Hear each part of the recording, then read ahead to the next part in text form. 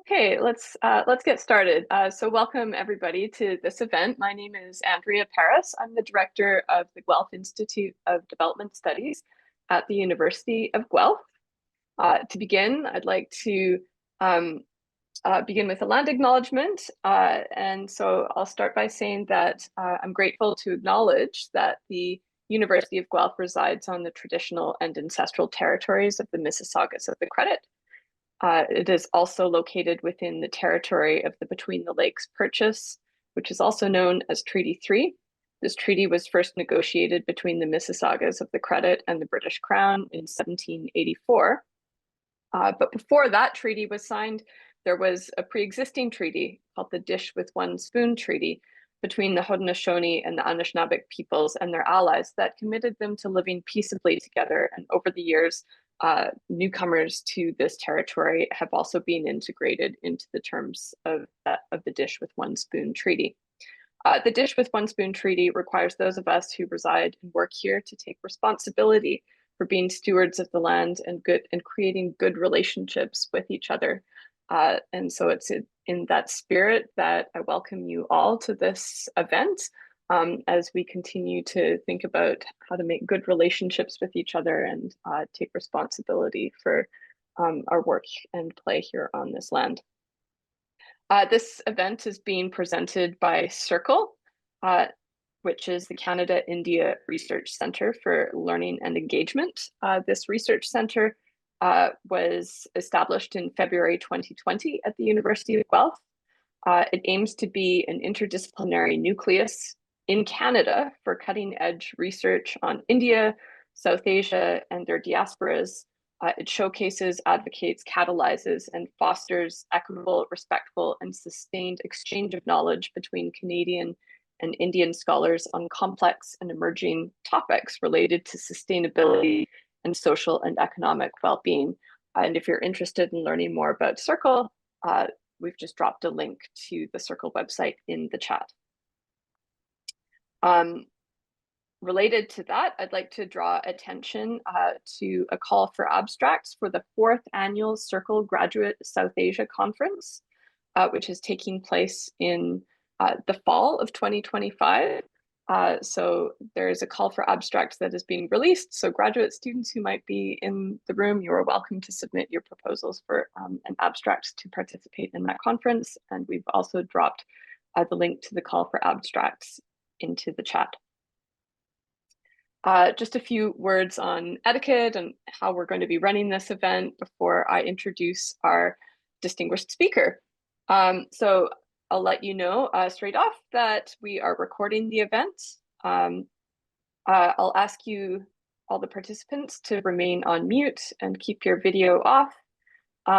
During the presentation, you may type your questions into the chat, and we'll reserve time after the lecture for a question and answer period.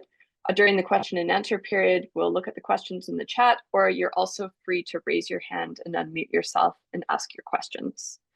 But you can type your questions into the chat at any time during the lecture, and we'll make sure that that your questions, you have an opportunity to ask that question. So I would like to welcome our speaker today, Bhagya Shree Nadamala, who is presenting on Voices from the Margins, a multi-dimensional reading of Dalit masculinities in contemporary Telugu cinema. Bhagya Shree Nadamala is a UGC-Senior Research Fellow in the Department of Humanities and Social Sciences at the Indian Institute of Technology, Patna. She has been a visiting scholar at the University of Toronto, Scarborough in the fall of 2024 as part of the Spark project titled Precious Lives, Post-Colonial Fiction and the Anthropocene. For her PhD dissertation, she is working on Dalit women's representation in Telugu cinema between 1990 to 2021. Her areas of interest include gender studies, Dalit literature, ecofeminism, and Telugu cinema. She has published with Feminist Review, International Feminist Journal of Politics, and Media Asia, among other publications.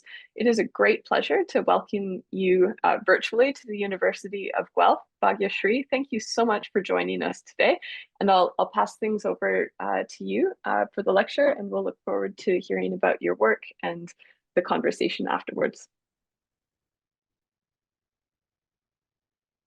Thank you so much, Dr. Andrea, for the generous introduction. Greetings to everyone joining us from India, Canada, and other global locations. It's an honor to present my work titled Voices from the Margins, a multidimensional reading of Dalit masculinities in contemporary Telugu cinema.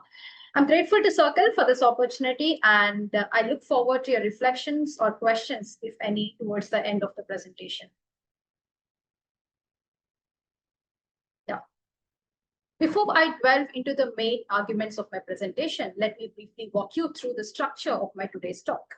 So I'll be beginning by outlining the research questions, followed by a quick conceptual introduction to caste and masculinities. I will then attempt to situate this discussion within Telugu cinema and try to trace masculinity construction over the decades. The core focus of my presentation would be on why a multi-dimensional reading of Dalit masculinities is necessary, followed by its analysis in select cinematic texts. I will also attempt to explore the construct of mobile or fluid masculinities within the Dalit discourse, and finally conclude. To frame the scope of my analysis, I will begin with two central research questions. First, how do the select cinematic texts substantiate the role of Dalit men as oppressed oppressors, highlighting both their assertion of authority and the challenges posed by upper caste dominance? Second, how do the films Rangasthalam and Palasa use cinematographic techniques to highlight the fluidity of masculinity in the Dalit context? Here, I'm particularly interested to look at how forms such as camera angles, mise-en-scene, narrative structures do not function just as storytelling devices, but they actually are deliberate interventions, if we could analyze these particular frames. Introducing caste and masculinities, a critical understanding of gender is incomplete without including other social identity demarcations, as Cornell in her work Masculinities mentions. We cannot understand class, race, or global inequality without constantly moving towards gender, noting that gender intersects better, or rather interacts with race and class. In the context of South Asia, specifically India, caste and ethnicity play a major role in deciding men's social status. Not just that, but also their performance of masculinity. As Dasgupta and Gokul Singh note, lives of men in different parts of India are often impacted, deeply impacted, in fact, by caste, class, religion, and sexual orientation. If you look at research on Indian masculinities, it has undergone significant changes with works from Nandi, Chopra et al., Osella, and others. If you look at Nandi's work, especially The Intimate Enemy, where it talks about how colonialism has reshaped Indian masculinities because it started imposing Western ideals of masculinity. On the other hand, it started to devalue the indigenous male identities.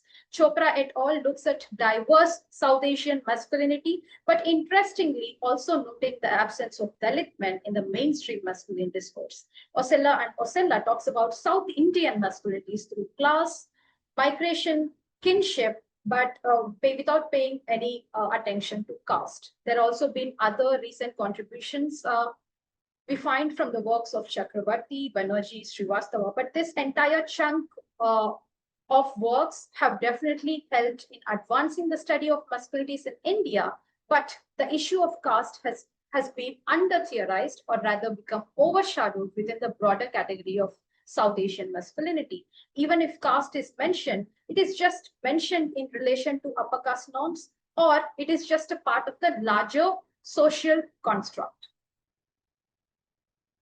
In recent times, we do have few academic interventions on Dalit masculinity. Thanks to Gabriel, he's one of the first or pioneers of Dalit masculinity studies in India. He said, wait, no, look, we cannot look at Dalit masculinity using the same paradigms that we use to evaluate upper caste masculinity, because upper caste masculinity is shaped using through the ideals of domination. It's shaped by control. It's shaped by privilege. Whereas you find Dalit masculinity being shaped by humiliation, it's shaped by exclusion.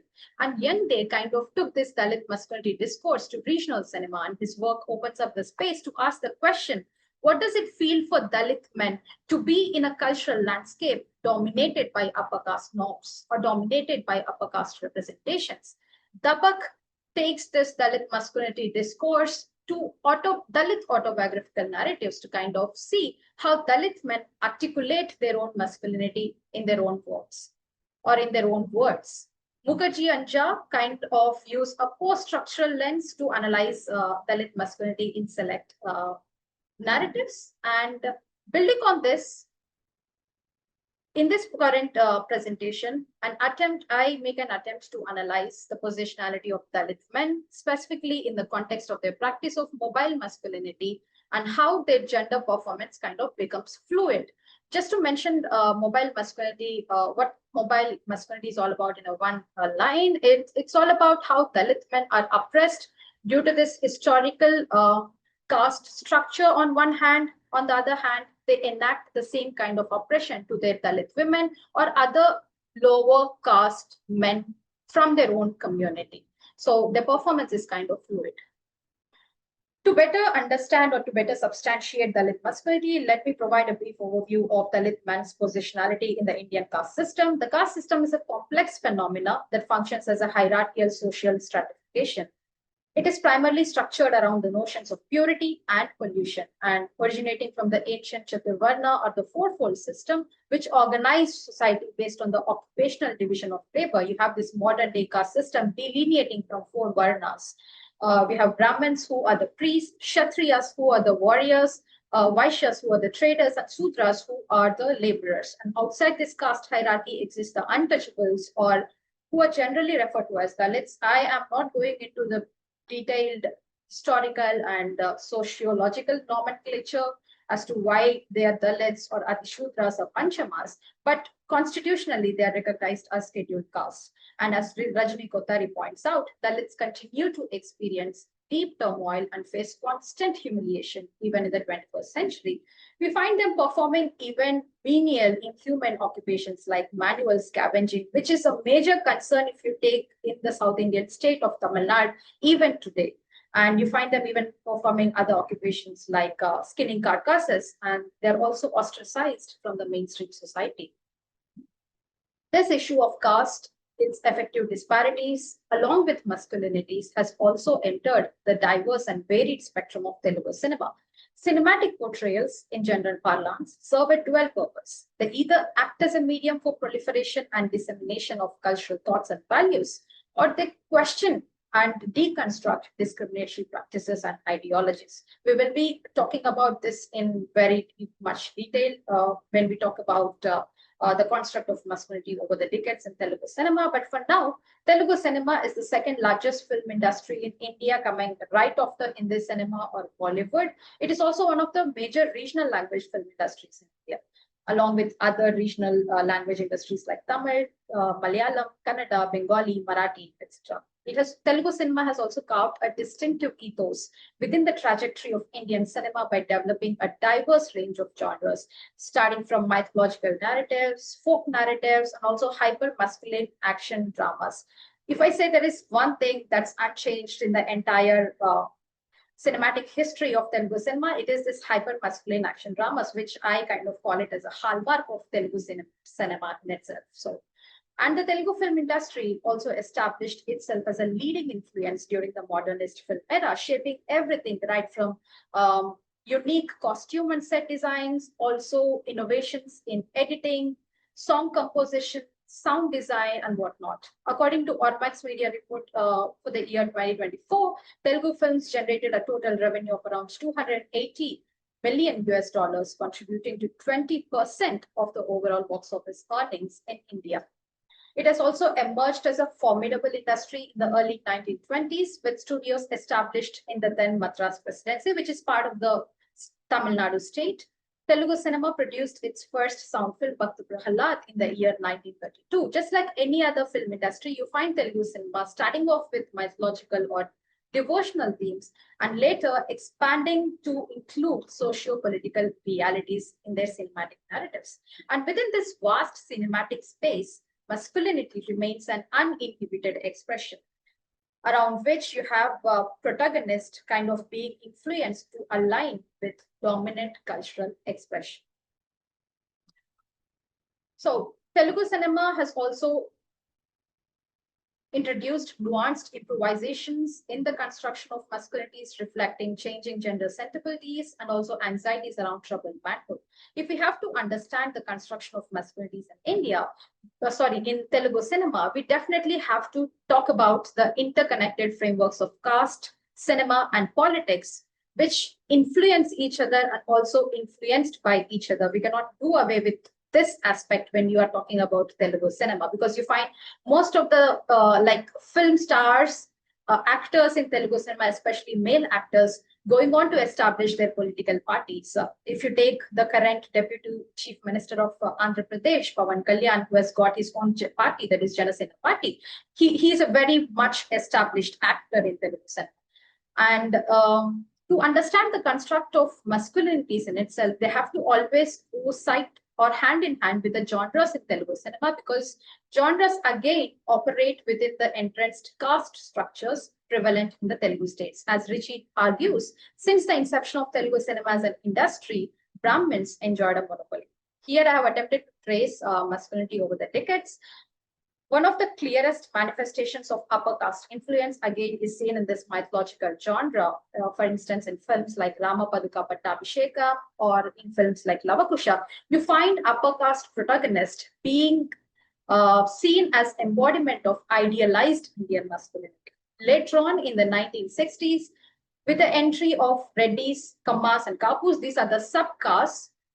But why did they enter Telugu cinema all of a sudden? Because they are just agricultural castes. Thanks to Green Revolution that has happened in the coastal districts of Andhra Pradesh, from the humongous agricultural profits and the agricultural surplus that these subcastes have earned, they started investing in the film industry as actors, directors, and producers.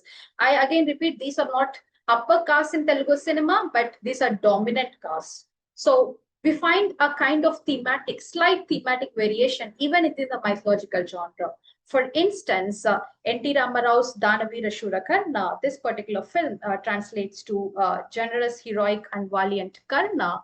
We have the traditionally vilified characters like Duryodhana and Karna being brought about in a most positive manner, with dignity, with heroism, and also with all of their complexities.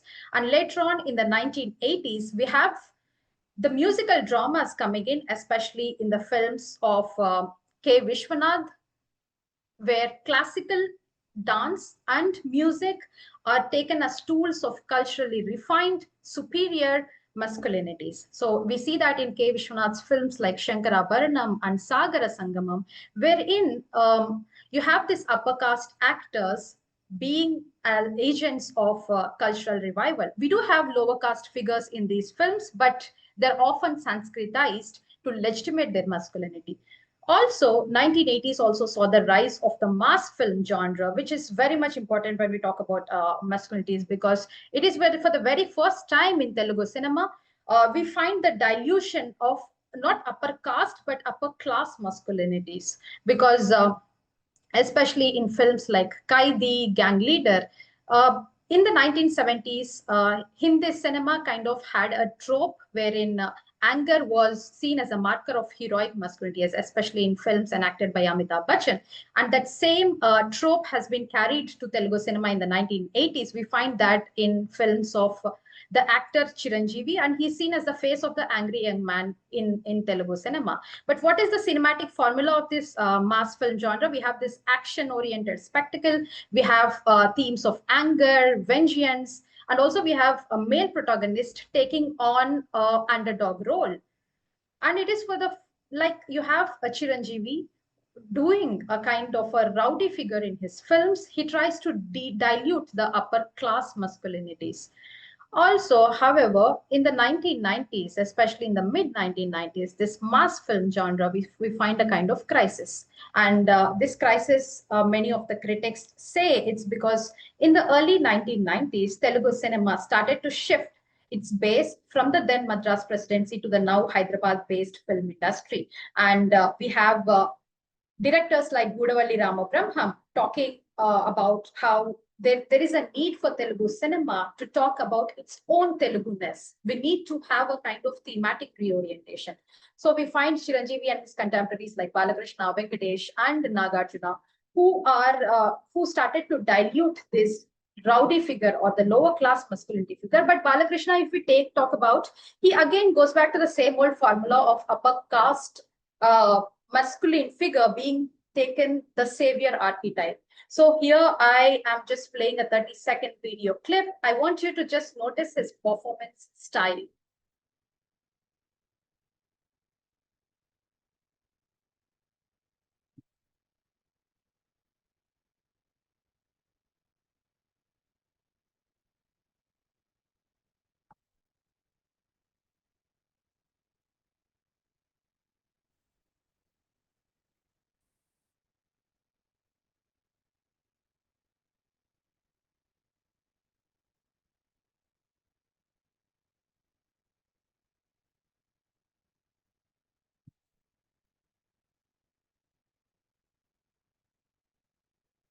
His performance style, characterized by slapping his thighs, twirling his mustache, is kind of considered synonymous to his machismo, especially portraying an upper caste alpha male figure.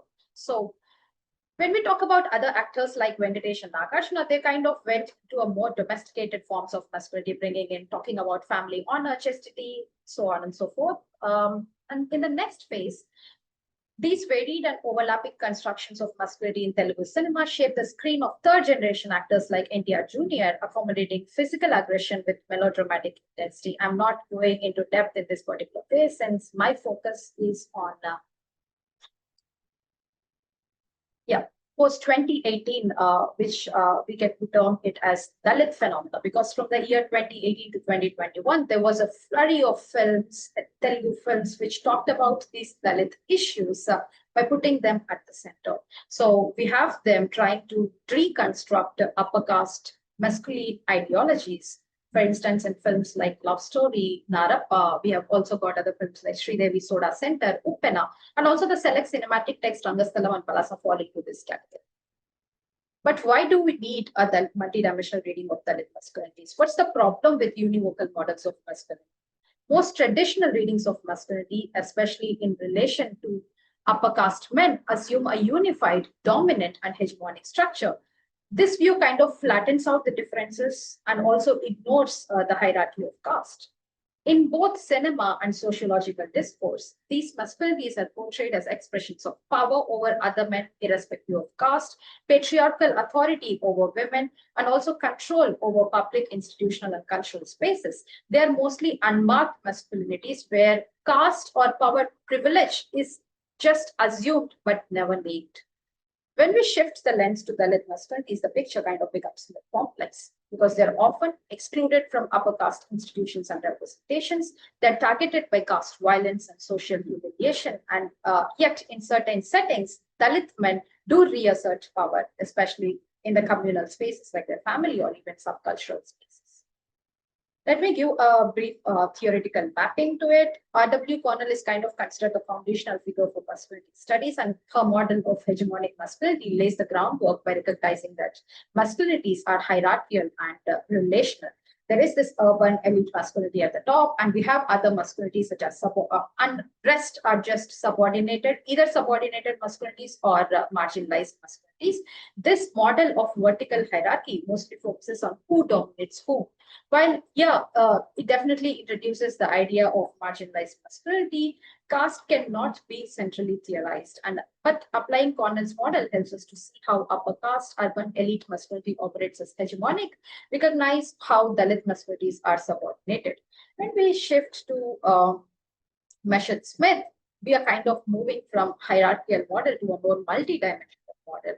And this multidimensionality was first theorized in a legal discourse in Athena D, which was article, multidimensionality is to masculinities, what intersectionality is to feminism.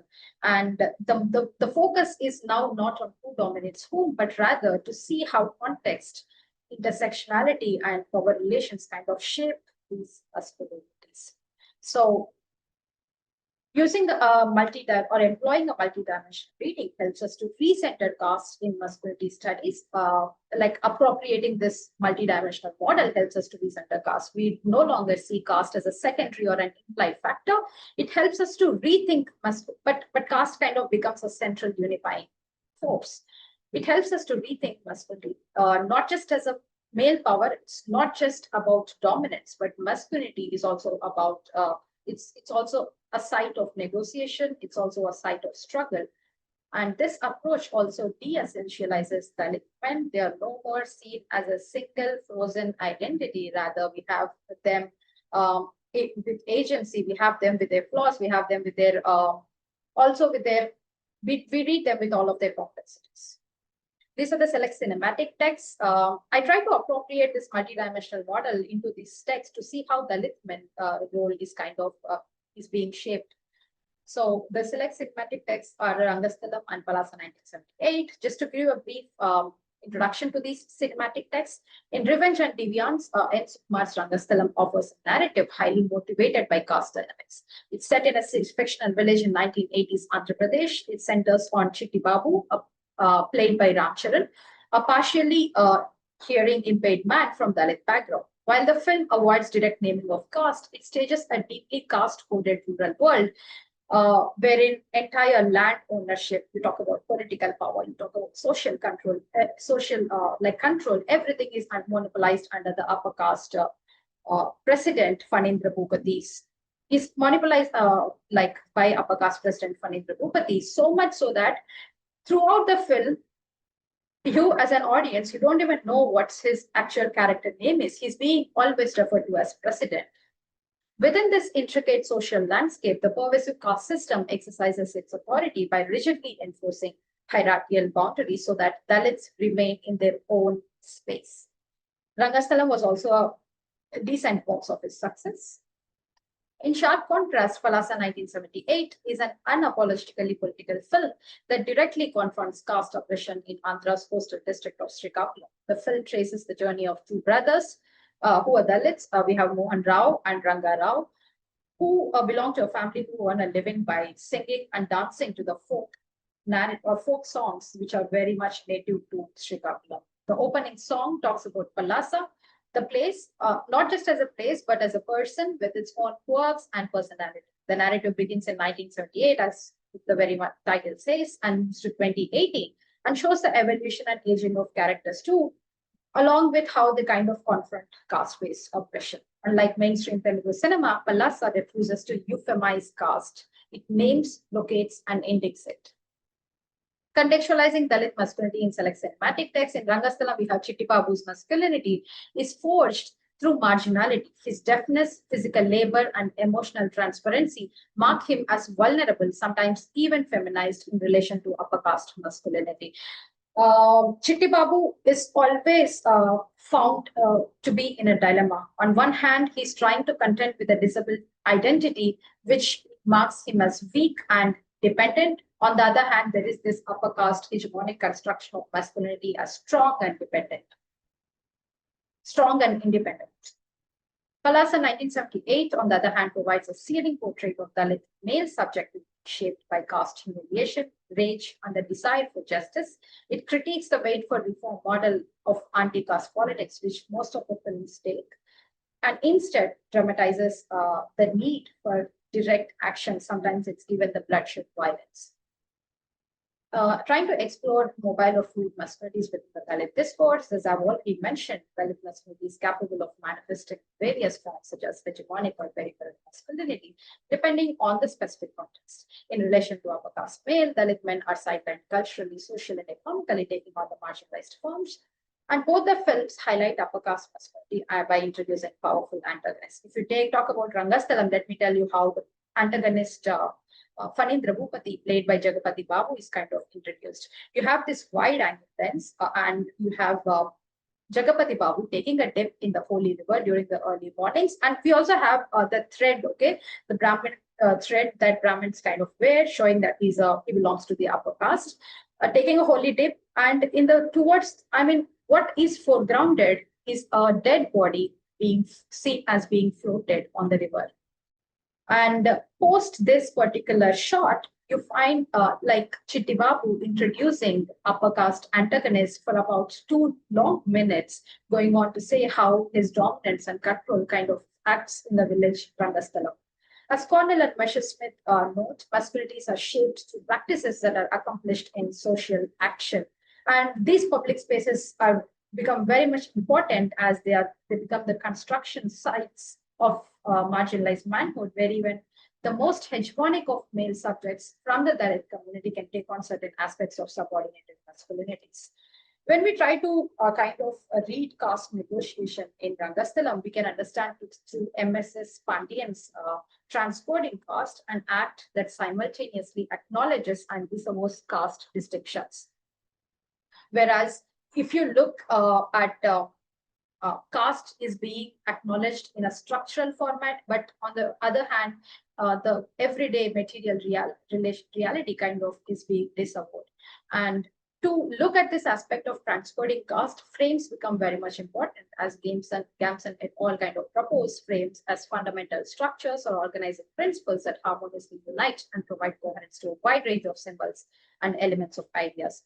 When we are looking at frames, I want you to focus on how the body language works, or how is camera as a tool is utilized. For instance, a scene where Kumar Babu rushes to the village president Phanindra Bhupati's house to plead for his brother's release from police custody. Even before the dialogue kind of sets in, between Phanindra Bhupati and Kumar Babu, you find the upper caste gaze of Phanindra Bhupati directed onto the Kumar Babu's footwear, with Dalits otherwise are not supposed to wear, even in front of upper caste, right? And the high camera angle that we find in this particular scene further adds to the symbolic meaning making. And this particular frame is being balanced with the next frame, wherein we have a worker who kind of hands over a pair of chappals to Phanindra Bhupati, and we have like Kumar Babu's feet looming in the background. In situations like this, the Dalit male contending with cultural, social, and economic marginalization vis-a-vis the upper caste male assumes a posture emblematic of marginalized or oppressed masculinity. As the upper caste president enters the village, just in 2 shots, we can understand the entire masculine dynamics of marginality and superiority. Like where you find Dalit men's chest being deflated like a balloon and would shuffle around so as to not offer. In the first frame, you find Dalit men, as soon as they spot this upper caste figure coming, like they just the towels that are there around the neck, they take them with their hands, and with the bented backs they kind of go. If they're like wearing a chappal, they will just remove them, and the dhoti or the veshti that they are taking, they will lower it down. You can spot Chitti Babu in the second frame trying to kind of align with the same model of subservience. These stereotypical postures of subservience are rather inscribed upon individual bodies through the process of socialization, or even they're so very much naturalized. One aspect in most of these films that you find is metaphor of dogs, which you can even find in the next film that we talk about, that is Palasa, because it basically functions as a symbolic act of dehumanization. In a particular scene that I just wanted to talk about is when a group of like Dalit men or Dalit community for that matter, and they enter upper caste Phanindra Bhupati's house to complain about the fraudulent activities of the society, the very first remark that upper caste men throw at these Dalit men is a Telugu proverb which goes like, which means for a wedding in a village, it's the dogs that make the most noise. This remark does not just act as a caste insult, but it is also a masculine insult, stripping Dalits of their identity and individuality. So in the film Palasa, we find Dalit masculinity being stripped by disobeying their culture. As I've already mentioned, Rangarao try to earn a living by singing and dancing to the folk narratives in one particular competition kind of participates. We also have other upper caste men participating, but the upper caste authoritative figure whom we find actually enjoying Rangarao's song interrupts, asking the other person who is kind of giving marks to this Kumar Rangarao. He says, "Master, are you keeping marks?" He continues, "First, second, and third should only go to upper caste children." This remark is again followed by the dialogue. "We need the song only for ceremonies around death, reducing Dalit culture to a tool and a mere convenience. They are no more treated as valued participants in the socio-cultural framework of this village, Shree." Ranga Rao, a Dalit man whose hard work was instrumental in getting an upper caste leader elected as an MLA, is again depicted from an high angle. Here I have tried to, here in the frame that you have towards the left screen, when Ranga Rao is trying to ask upper caste figure or upper caste leader as to, "I have done enough for this party, I should get a post in the party's cadre," you find not just dialogue hitting him harsh, but even the frame is kind of marginalized. In the frame towards the left, you have this upper caste leader sitting in the center with his legs crossed, and the other upper caste men taking their seats in the rows that are there towards the right of the frame. Meanwhile, the upper caste figures are shot from a low angle, which visually elevates, let's say, dominance. This kind of angle politics we find in most of the narratives. Like you talk about any issue on caste, you will definitely, I bet you will definitely find this angle dynamics. And the imagery kind of continues to reinforce this hierarchy. In a scene, Rangarao is shown eating while seated on the ground, a visual metaphor of subordinate position.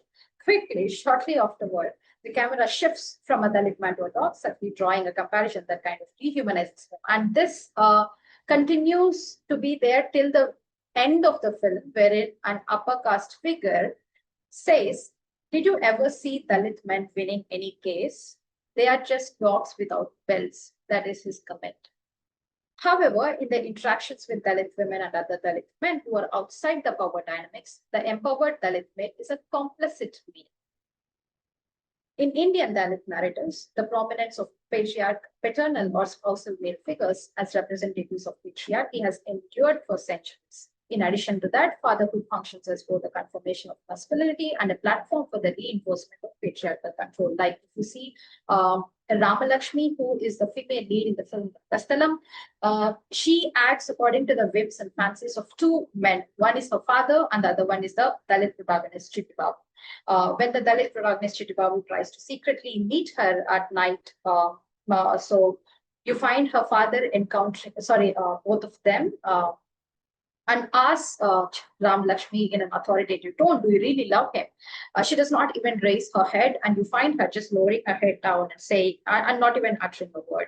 And this pattern of control continues to run in loop in this particular film, where towards the, like in one particular scene, as I've already mentioned, when entire Dalit community kind of go to upper caste men's house to question society's fraudulent activities, because Ramalakshmi's father has taken a loan of 10,000 rupees, but the society has written it as 20,000 rupees, trying to loot as much as money as they can.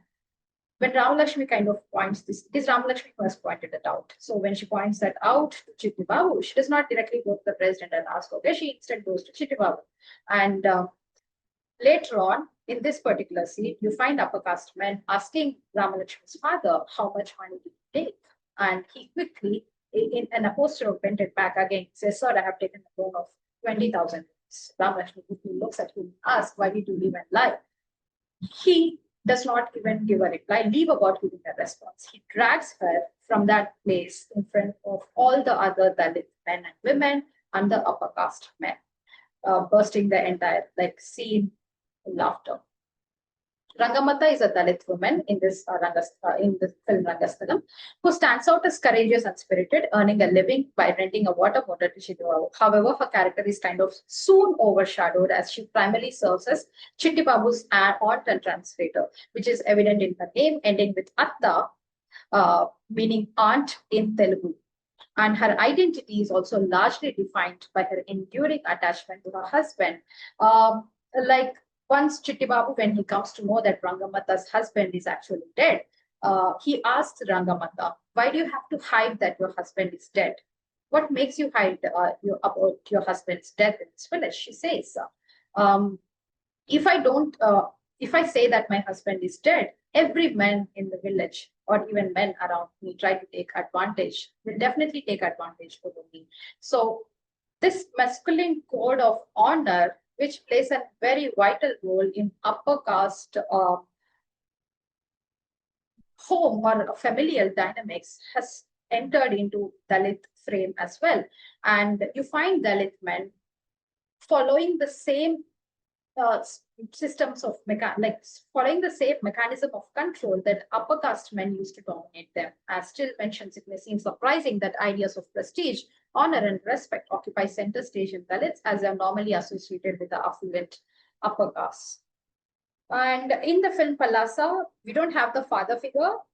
We have the brother figure who takes on the role of the Dalit patriarchy. The female lead Lakshmi is pressured to conform to patriarchal required behavior. This controlling brother image attempts to assert authority over Lakshmi's choice of clothing, criticizing her cosmetic makeover when she just gets ready, applying oil to her eyes and braiding her hair. He kind of shouts, no need to get ready like this. I'll break your legs. And Dalit men thus enforce an uninterrupted, constant coercion on women. In this film, towards after she gets married to the protagonist Rangarao, she kind of asks Rangarao, like, why do you have to go after violence? Let's get back to our work. Let's go sing and dance to the folk songs. But the Rangarao just denies, saying no. I'll feed my family through in my own manner. This kind of brings in the economic hold that Dalit men try to put over their own families. Coston and Kimmel argue marginalization frames power from a unique vantage point, presenting a critical choice. Either they overconform to dominant masculinities, or you find a masculinity of resistance. If you look at both the films, Rangasthalam and Palasa 1978, they definitely fit into the first box, that is, overconforming to dominant masculinities, which is again very much problematic. Why? I'll take you on two levels. Firstly, the select cinematic narratives still imitate Dalit masculinity in the manner of upper caste masculine ideals, mostly through violence. The absence of narratives from their lived experience in their public terms negates the consolidation of the Dalit counter public sphere, which is very much needed for Telugu cinema, an industry which has been dominated by upper caste. And the select films fit naturally into a sexist and misogynist mold, forcing viewers to reckon with awfully regressive gender politics on screen. And on that note, I draw three conclusive remarks. While the recent surge in global attention to Telugu cinema has definitely underscored its potential, the study, like I'm trying to endeavor to contribute by reassessing the masculinist discourse in relation to caste and gender within two contexts. Given the prolonged journey towards developing other imaginaries through Dalit cinema, Telugu cinema has yet to authentically represent Dalit masculinity, like how other regional cinemas are doing. Like if you take in Marathi cinema, we have Nagraj Panjule's Fantry and Sairath. If you take in Tamil cinema, you have Paranjit, Scala, and Kabali, trying to kind of re-script Dalit masculinity in their own terms. But you find you have Telugu cinema framing it often through the lens of upper caste masculine norms, particularly in the narratives of Indians. Let me tell you how these two narratives kind of end. Rangasthalam starts with Chitti Babu trying to save an upper caste man. And when he goes into a short period of coma, he nurtures him, he cares for him, he makes sure it comes back to life. And he does. And when he does, towards the end, you have Ram Lakshmi left downstairs. Chitti Babu takes a bag and he has a sickle in that bag, goes and just kills the upper caste man. In Palasa 1978, interestingly, for a brief period of 10 minutes, you have the protagonist Mohan Rao, going to pursue his education, thinking that education is a ray of hope for Dalit men like him. But again, towards the end, he comes back to village, takes like a knife and beheads the upper caste antagonist in the midst of a festive environment. There is a jatra that's happening in the village, and this is how it ends. The study emphasizes the need, there is a need for Telugu cinema to go beyond such hyper-masculine assertion and toward more reflective and motivated representations of power, identity, and gendered positionality. These are my select references that I have used for this presentation. And thank you for your time and patience.